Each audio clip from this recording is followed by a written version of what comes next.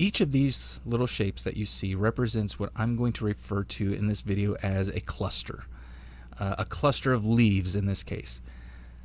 Painting trees is all about identifying these clusters, these little shapes that that you can see, that you can pick out in a larger tree mass. And as you can see, this is very general so far. I'm just drawing a shape, a very simple straight line, again, block in.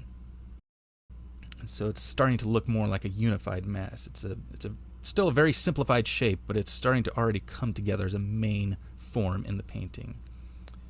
And so now I'm doing some reductive drawing here as I take the rag and kind of wipe out the light portion of the sky, and this will be the highlight or the lightest value in the picture.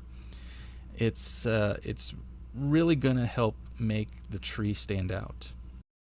So hopefully now we can start to see all these little individual clusters of leaves and such beginning to form.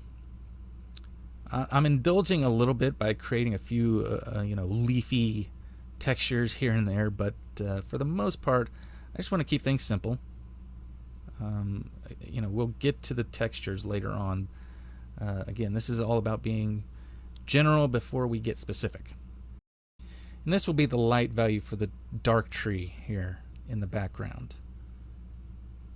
And all I'm doing is just sketching in a very simple idea of where the light is hitting that tree.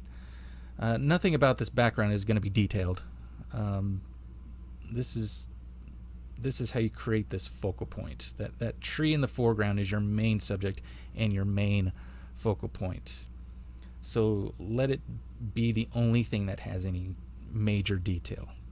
Everything else can be just kind of sketched in. Again, dressing these holes in the tree and doing some drawing, or maybe a little sculpting in a way.